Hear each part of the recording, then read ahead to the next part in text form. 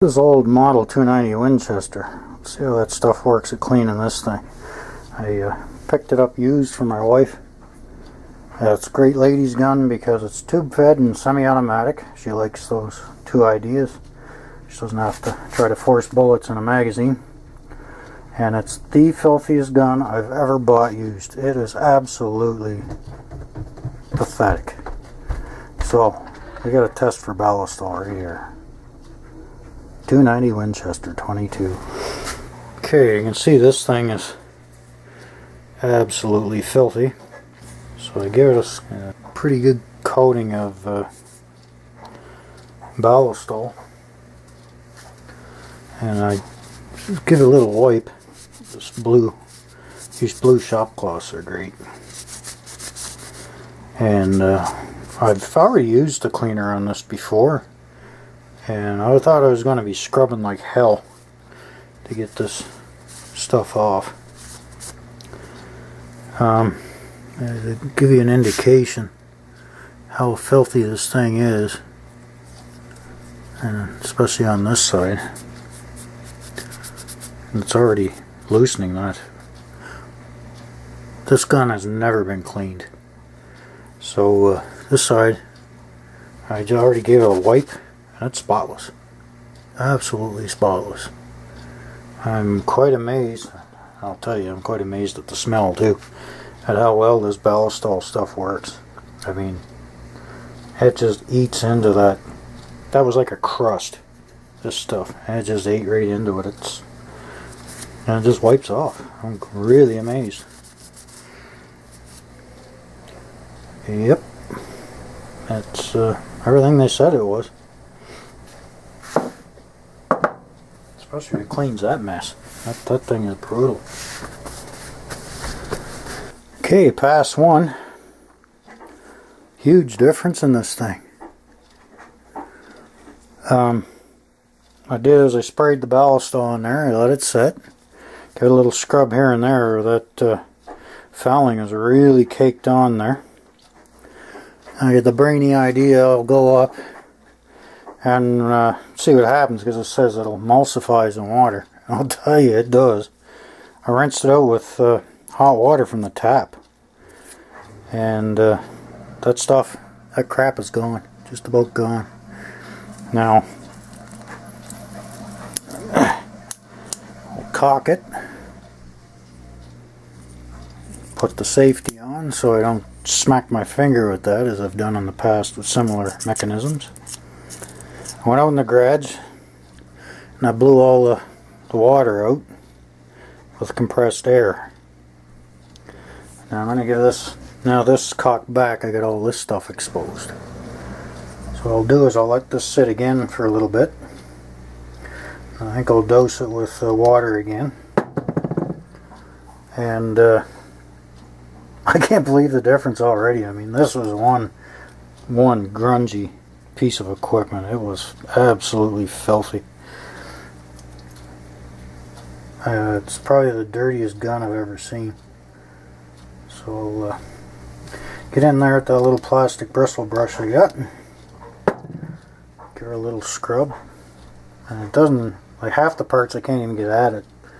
And that stuff actually, with rinsing it with the hot water, that's just hot tap water. It's gone. Everything's gone. And then, of course, I blow the water out with the compressed air, like I said. Okay, there's pass two. And day and night. For smokeless firearms, I've never used anything better. Leave it to the Germans to come up with something like that. So I'm sold on this stuff for smokeless so far. And if it's half as good on black powder, I say this will be I'll use it for everything. And the nice thing is, you only have to have one product around instead of, I got Butch's Bore Shine, I got Wonder Lube, I got Bore, stuff like Bore Butter and that I'll have to use because I'm using cast bullets for muzzle loaders, but I'm going to try it on the patches. So we'll see what happens. This will give you an idea just how grungy this rifle is. It's the bolt extractor for the thing. That's frickin' nasty, eh?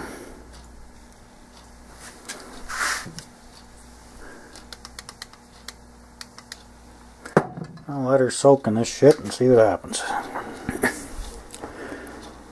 Well, need I say any more? She's pretty much spotless in there. And I took three rounds. The first one got through the first layer of crust. Second one cleaned it up really nice. And I did a third one anyway just to get a few spots that were missed. And I used my little plastic brush. I didn't want to use the bronze one on this one. It's aluminum with paint on it.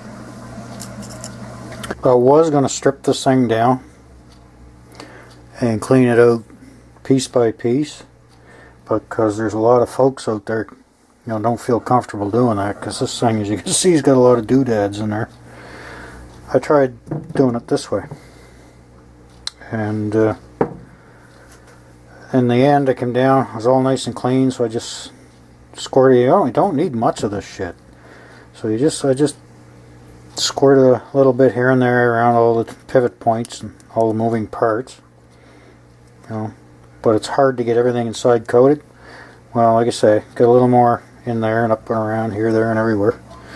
Went out to the garage again and carefully, and just because I have a blowgun that's got a long arm on it, I can control the amount of air that comes out of it. And I just carefully blew compressed air in there, and it spread. I literally blew the oil all around everything in there. Everything inside here now has a nice film of oil on it. And it's coated well and it's clean. Even at that, some of the oil that was blowing out was still had powder residue on it. The old 22. But everything is lubed up, cleaned up. I mean, it looks great. It almost looks new in there, which is good because it would look like a turd when I started. Remember seeing this? That's only once. That's going over it once with the Ballistol. This piece here, I used the brass. Massaged it a little bit with the brass wire brush. And man, just this stuff I tried other cleaners on this. And let it soak and everything. All it did was dry, and I think it made the crust even harder. So I let this soak a bit. Again, I used, once I got everything loosened up, I just used water. Mainly because it's not like WD-40, you can't just spray the stuff. This stuff is thick. So I rinsed it all out with water and used a plastic brush on it while I was doing that. Again, I went out to the garage, blew it all dry with compressed air. And there were still areas where the oil was coming out. And despite all the water I dumped on it, which is quite impressive. And I came back down. I gave it another little squirt here and there with the Ballistol, and I went again with the compressed air, and that blows the oil in and out of all the spots here. You're not going to be able to get at. It'll soak in there, but it's too much. And basically what I do is the compressed air pushes the oil out, and I can just wipe off the excess. So that's just one treatment, man. That's looking much better. I'm sold on this stuff. So I got one grungy spot left, and that's inside there. One grubby looking 290. So this is going to be fun because you can see this. I don't know, hopefully you see all these flakes. And it allowed this stuff to go. That's, how many years did that take? That's brutal. People who do this to a gun shouldn't be allowed to have one. But clean that out, and that'll be it. Wife will have a nice shiny rifle, inside and out. Okay, I've already gotten the first and thickest layer of crap out of there. There's all kinds of little spots you gotta try to get in, like up in here.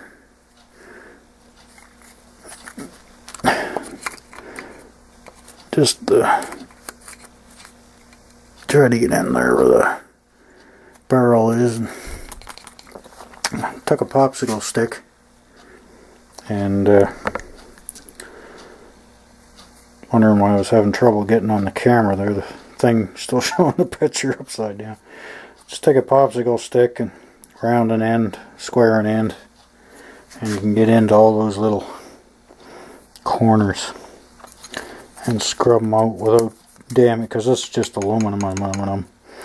So you can get in there and scrub out all those little corners, nooks and crannies, without scratching the hell out of the metal like you would if you used a screwdriver or a pick. And it's just amazing how much of this gun I don't think has been cleaned since it was brand new. This thing's probably done in like 2 or 3 million gophers. That receiver is spotless. Just fixed everything right up, nice and shiny. All the crusties are gone, nice and shiny looking in there. Yeah. Good or done. Done like dinner. The old Springer coat. This rag is well saturated. On model 290 Winchester 22, which is the filthiest, dirtiest, grungiest, crustiest rifle I've ever owned. And I hope I never see another one like it. But this stuff, I'm just amazed. I'm absolutely amazed how well this stuff works. So now it's Hickok 45, and those folks in Tennessee, that's all they use is Ballistol, which is kind of what got me onto this stuff. And I just couldn't get it till recently.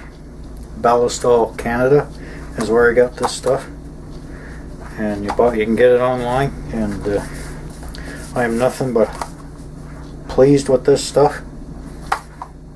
You can use it on the wood, you use it on everything, and I'm really looking forward to trying it on black powder. And I mean, this 22, I don't think this poor thing has ever been cleaned.